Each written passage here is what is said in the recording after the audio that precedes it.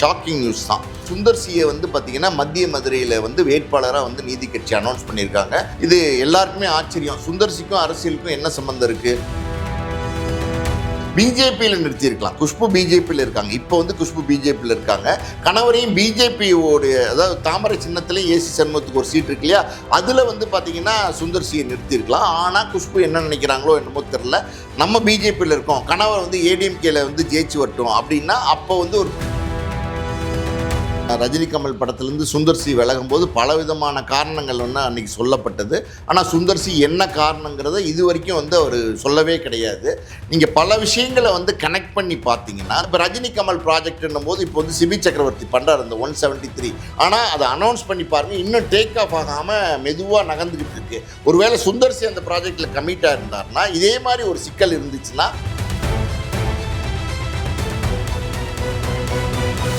Media circle நேயர்களுக்கு வணக்கம். இன்றைக்கு நம்ம நேர்காணலுக்காக ஆஸ்கார் மூவிஸ் தயாரிப்பாளர் பாலாஜி பிரபு போர்டு இருந்திருக்காங்க. அவரோடு பேசலாம். சார் வணக்கம். வணக்கம். தேர்தலுக்கு இன்னும் 2 வாரங்கள் தான் இருக்குது. இந்த சூழலில் எல்லா கட்சியினருமே அவங்களுடைய வேட்பாளர்களை வந்து அனௌன்ஸ் பண்ணிட்டு இருக்காங்க. புதிய நீதி கட்சி ஏசி சண்முகத்தோட கட்சியோட வேட்பாளர் அறிவிப்பு இன்னைக்கு நடைபெற்றது.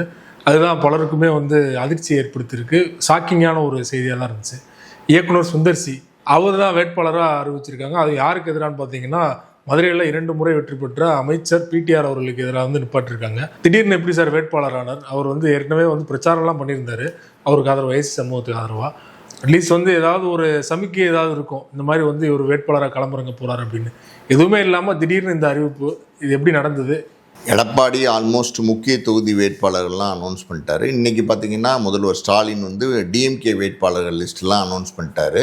இதுக்கு நடுவில் பார்த்திங்கன்னா புதிய நீதி கட்சி, அது ஏசி சண்முகத்தோடைய கட்சி.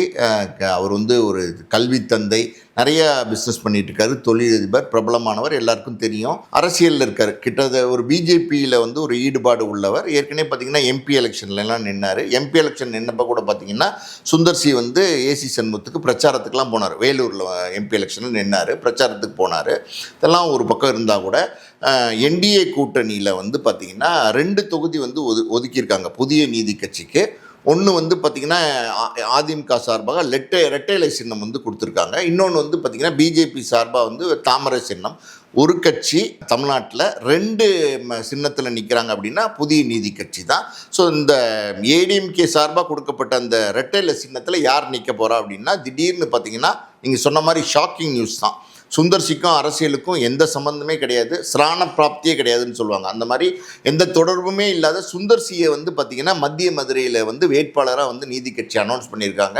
இது எல்லாருக்குமே ஆச்சரியம். சுந்தர் சிக்கும் அரசியலுக்கும் என்ன சம்பந்தம் இருக்குது? சுந்தர் சி பிரபலமான ஒரு இயக்குனர், பிரபலமான தயாரிப்பாளர், பிரபலமான நடிகராகவும் இருக்கார்.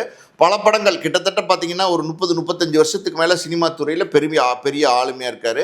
அவர் வந்த காலகட்டத்தில் வந்த இயக்குநர்கள் எல்லாமே இப்போ ஃபேட் அவுட் ஆகி போயிட்டாங்க. ஆனால் இன்றைக்கும் சுந்தர் சி பார்த்திங்கன்னா இப்போ வெற்றி படங்கள் கொடுத்துட்ருக்காரு. அரண்மனை அப்படின்னு எடுத்துக்கிட்டிங்கன்னா கூட 1, 2, 3, மசாலா காப்பே, எது வேணால் ஒரு கலகலகலன்னு ஒரு படத்தை எடுத்து அதை வந்து ஹிட் பண்ணக்கூடிய அந்த டேலண்ட்டு, அந்த காமெடி ட்ராக் வந்து பிடிச்சி இன்றைக்கு வரைக்கும் ட்ராவல் பண்ணிகிட்டு இருக்கார். இப்போ மூக்குத்தி அம்மன் 2 நயன்தாரா நடிக்கிறாங்க. அது ஒரு பிரம்மாண்ட தயாரிப்பாக வந்துட்டுருக்கு, வேல்ஸ் தயாரிக்கிறாங்க. ஸோ இப்படி இருக்கிற சூழ்நிலையில் சினிமா அப்படின்னா எல்லாருக்குமே தெரியும், சுந்தர் சி ஒரு பிரபலமான இயக்குனர், பிரபலமான சினிமா பிரபலம்னு தெரியும்.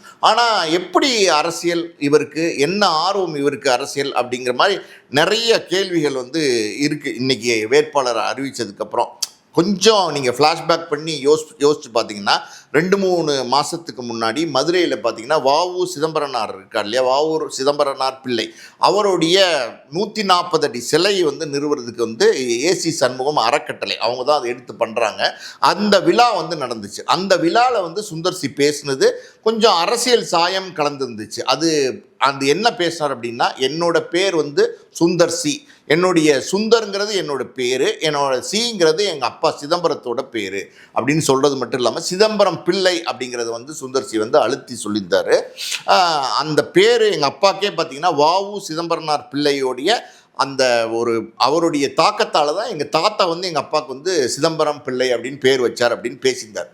ஸோ இது வரைக்கும் பார்த்தீங்கன்னா அவர் என்ன வகுப்பு சார்ந்தவர், என்ன சமுதாயத்தை சார்ந்தவர்ன்றது வந்து இது வரைக்கும் அவர் வெளியிட்டதே இல்லை, எங்கேயுமே வந்து பேசினதே கிடையாது. எல்லா சினிமா மேடைகள்லையும் பார்த்தீங்கன்னா கலகலன்னு வந்து ஏறி பேசுவார். சினிமாவை பற்றி தான் பேசுவார். அவுட் ஆஃப் சினிமா எதுவுமே பேச மாட்டார். இது வரைக்கும் எப்படி சொல்கிறது, நிழலுக்கு கூட வந்து பள்ளிக்கூடத்துக்கு ஒதுங்கினது இல்லைங்கிற மாதிரி நிழலுக்கு கூட வந்து கட்சி அலுவலகம் பக்கம் ஒதுங்கினதே கிடையாது சுந்தர்சி. எப்படி இந்த ஆர்வம் அப்படிங்கிறது தான் இன்றைக்கி வந்து கேள்வியாக இருக்குது. மத்திய மதுரையில் வந்து இப்போ வேட்பாளராக நிறுத்தியிருக்கிறாங்க. ஸோ இது ஒரு பக்கம். இன்னொரு பக்கம் பார்த்தீங்கன்னா பிடிஆர்னா பாரம்பரியமான ஒரு குடும்பம். அந்த மதுரையில் ரொம்ப செல்வாக்கான குடும்பம். காலங்காலமாக பார்த்தீங்கன்னா அவங்க வந்து மதுரையில் வந்து தொடர்ந்து ஜெயிச்சிட்டு இருக்காங்க. நம்ம பிடிஆரே எடுத்துக்கிட்டிங்கன்னா கூட 2 தடவை வந்து பார்த்தீங்கன்னா மதுரையில் வந்து எம்எல்ஏவாக ஜெயிச்சிருக்காரு. இந்த தடவை பார்த்தீங்கன்னா எம்எல்ஏவாக ஜெயிச்சதுக்கப்புறம் ஃபைனான்ஸ் மினிஸ்டர் அவர் கொடுத்தாங்க. சில குழப்பங்கள், கட்சிக்குள்ளே சில குழப்பங்கள், அதனால் பார்த்தீங்கன்னா ஐடி துறை மினிஸ்டராக அவர் வந்து இப்போ இருந்துட்டு இருக்காரு. ஸோ இவருக்கு பிடிஆருக்கு வந்து மறுபடியும் வந்து டிஎம்கே வந்து வேட்பாளராக நிற்கிறதுக்கு அனௌன்ஸ் பண்ணியிருக்காங்க. பிடிஆர் அப்படின்னா அவர் லண்டனில் வந்து ஆக்ஸ்போர்ட் யூனிவர்சிட்டியில் படித்தவர். நுனி நாக்கில் தமிழ் பேசுகிற மாதிரி நுனி நாக்கில் வந்து இங்கிலீஷ் பேசுவார். பயங்கரமான டேலண்டடு, நல்ல அறிவாளி, நல்ல அரசியல் திறன் படைத்தவர். யாரை வேணாலும் எப்படி வேணாலும் எதிர்த்து கேள்வி கேட்பார். அவர் கேட்டார்னா அது நியாயம் இருக்கும். அந்த அளவுக்கு வந்து ஃப்ளூயண்ட்டாக ஒரு விஷயத்தை வந்து சொல்லுவார். மோடியெல்லாம் எதிர்த்து பல கேள்விகள் கேட்டிருக்காரு. பிஜேபியெலாம் வந்து பயங்கரமாக அட்டாக் பண்ணி பேசியிருக்காரு. நிறைய டிபேட்ஸ், நேஷ்னல் லெவலில் டிபேட்ஸ்லாம் வந்து பிடிஆர் வந்து பார்த்திங்கன்னா அவருக்குன்னு ஒரு தனி ஆளுமை, தனி ஒரு இதோட வந்து செல்வாக்கோட வந்து பேசுவார். அந்த மாதிரி ஒரு தனி ஆளுமை உள்ளவர் பிடிஆர். இப்போ அவருடைய தகப்பனாரே பார்த்தீங்கன்னா பல தடவை எம்எல்ஏவாக வந்து ஜெயிச்சிருக்காரு. அவருடைய தாத்தா பிடி ராஜன் பார்த்தீங்கன்னா சுதந்திரத்துக்கு முன்னாடி, அதாவது மெட்ராஸ் பிரசிடென்சியில் முதல்வராக இருந்தார். இவங்க எப்படிப்பட்ட குடும்பம் அப்படின்னா மதுரை மீனாட்சி அம்மன் கோயிலில் பல வருஷங்களாக வந்து பார்த்திங்கன்னா நிர்வாக பொறுப்பில் இருக்காங்க. நிர்வாக பொறுப்பில் இவங்க வந்து கிட்டத்தட்ட பார்த்திங்கன்னா காலங்காலமாக இருந்துட்டு வராங்கன்னு நம்ம சொல்லலாம். அந்த அளவுக்கு ஒரு செல்வாக்கு படைத்த குடும்பம். இப்போ கரண்ட்டில் பார்த்திங்கன்னா பிடிஆரோட அம்மா ருக்மணி அம்மா இருக்காங்க இல்லையா, அவங்க வந்து மதுரை மீனாட்சி அம்மன் கோயிலுடைய தட்கராக இருக்காங்க, அதாவது நிர்வாக அரங்காவலராக இருக்காங்க. ஸோ இப்படி ஒரு பெரிய செல்வாக்கு அந்த மதுரை பேஸ், அந்த மதுரை மத்தியெல்லாம் பார்த்தீங்கன்னா பிடிஆரை தாண்டி யாராலையும் ஜெயிக்க முடியாது. சில இடங்கள் வந்து அந்தந்த கேண்டிடேட்ஸ்க்கு வந்து கோட்டையாக இருக்கும் பார்த்தீங்களா, அந்த மாதிரி ஒரு இடம் தான் பிடிஆரோட இடம். பிடிஆரும் பிள்ளை சமூகத்தை சேர்ந்தவர் தான். பிடிஆர்லாம் பார்த்தீங்கன்னா எலெக்ஷனுக்கு எல்லாரும் வந்து காசு கொடுத்து ஜெயிப்பாங்க. இப்போ எல்லா எம்எல்ஏவும் வந்து பார்த்திங்கன்னா எலெக்ஷனுக்கு ஏடிஎம் ஆகட்டும், டிஎம்கே ஆகட்டும், பிஜேபி ஆகட்டும், பாட்டாளி மக்கள் கட்சி யாராக இருந்தாலும் சரி எலெக்ஷனுக்கு வந்து காசு கொடுத்து ஜெயிப்பாங்க. ஆனால் பிடிஆர்லாம் பார்த்திங்கன்னா எந்த காலத்துலேயுமே வந்து காசு கொடுத்ததில்லை. மக்களுக்கு எலெக்ஷனில் ஓட்டு கேட்டு போகும்போது காசு கொடுத்ததே கிடையாது. அவர் நிற்கிறாரு அந்த தொகுதியில் அப்படின்னா அந்த குடும்பத்தை சார்ந்தவங்க நிற்கிறாங்கன்னாலே ஆட்டோமேட்டிக்காக வந்து ஓட்டு விழுந்துடும். டிஎம்கேக்கு வந்து பெரிய பலம், மத்திய மதுரை வந்து பிடிஆர் இருக்கிறதுனால பெரிய ஒரு பலம். நிச்சயமா அந்த கட்சியில் பிடிஆர் நின்னார்னா அது அவருடைய இடம் அப்படிங்கிறது ஷூர்.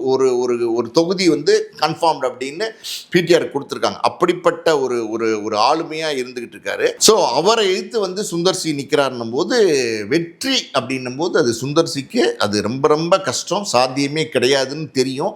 ஆனாலும் சுந்தர்சி வந்து தைரியமாக வந்து போட்டி போட்டிருக்காரு. குறிப்பாக குஷ்பு அவர்கள் வந்து திமுகவில் இருந்தார், காங்கிரஸில் இருந்தார், இப்போ பிஜேபியில் இருக்கார்.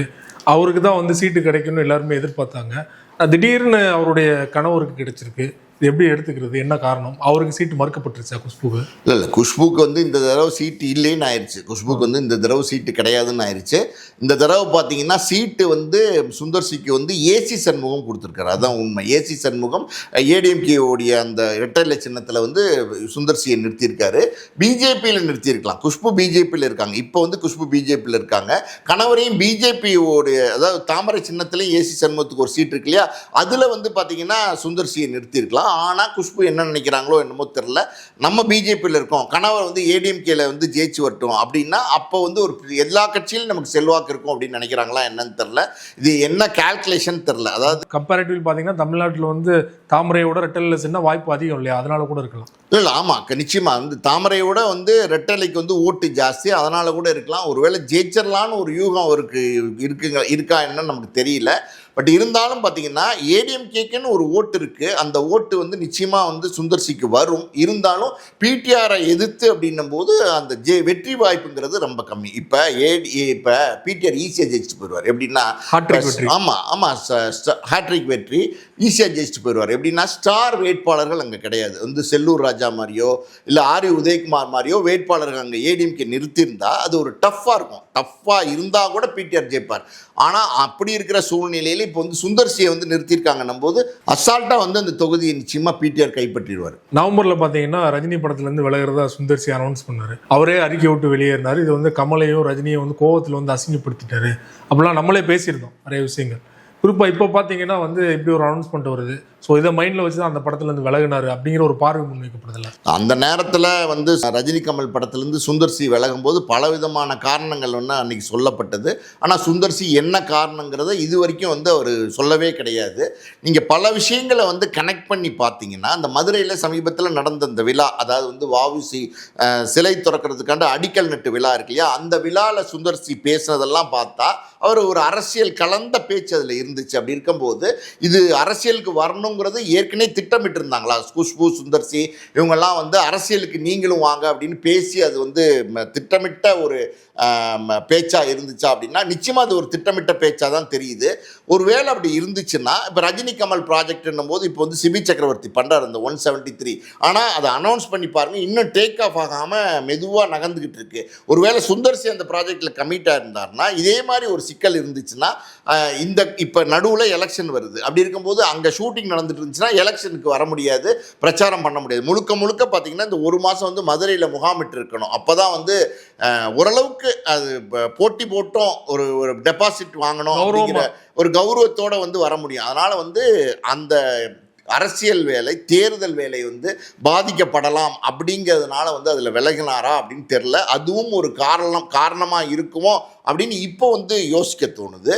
இப்படி குஷ்பு வந்து ட்வீட் போட்டிருக்காங்க. அதாவது வந்து நீங்கள் திரைத்துறையில் வந்து நீங்கள் இது வரைக்கும் மக்களை மகிழ்விச்சிருந்தீங்க, இப்போ வந்து அரசியலில் நீங்கள் வந்து மக்களுக்கு சேவை செய்ய போகிறீங்க, மதுரைக்கு வெல்கம் டு மதுரையை நம்ம ட்வீட் போட்டிருந்தாங்க. ஸோ அப்படி இருக்கும்போது இதெல்லாம் வந்து முன்னாடியே ஒரு திட்டமிடலாம் அப்படின்றது நம்ம யோசிக்கத்தான் தோணுது. குஷ்புக்கு கிடைக்காத வாய்ப்பு இப்போ சுந்தர்சி கிடைச்சிருக்குன்னா, குஷ்பு கூட வந்து நடிகையாக இருந்தாலுமே கிட்டத்தட்ட ஒரு 10 வருடங்களுக்கு மேலே அரசியலில் தீவிரமாக இருக்காங்க. ஸோ சுந்தர்சி நீ ஆரம்பத்தில் சொன்ன மாதிரி சுந்தர்சிக்கு அரசியலுக்கு என்ன சம்பந்தம் அப்படிங்கிற ஒரு கேள்வி தான் அந்த தொகுதிக்குள்ளே எழும், தொகுதி மக்கள்கிட்ட எழும். நிச்சயமாக குஷ்பு அரசியலில் இருக்காங்க. குஷ்புவாச்சும் நீங்கள் சொன்ன மாதிரி பார்த்தீங்கன்னா காங்கிரஸில் இருந்தாங்க, டிஎம்கேல இருந்தாங்க, இப்போ பிஜேபியில் இருக்காங்க. ஒரு 10 வருஷத்துக்கு மேலே அரசியல் பயணம் வந்து குஷ்புக்கு இருக்குது. பெருசாக ஏதாவது சாதிச்சிட்டாங்களா செஞ்சிட்டாங்களா அப்படின்னா மகளிர் ஆணைய தலைவர் அது இதுன்னு குஷ்பு வந்து அரசியல் வந்து தொடர்ந்து பயணிச்சுட்டு இருக்காங்க. சுந்தர்சியை பொறுத்த வரைக்கும் பார்த்தீங்கன்னா அவர் வந்து ஒரு சினிமா பிரபலமாக மட்டும்தான் இருந்தார்.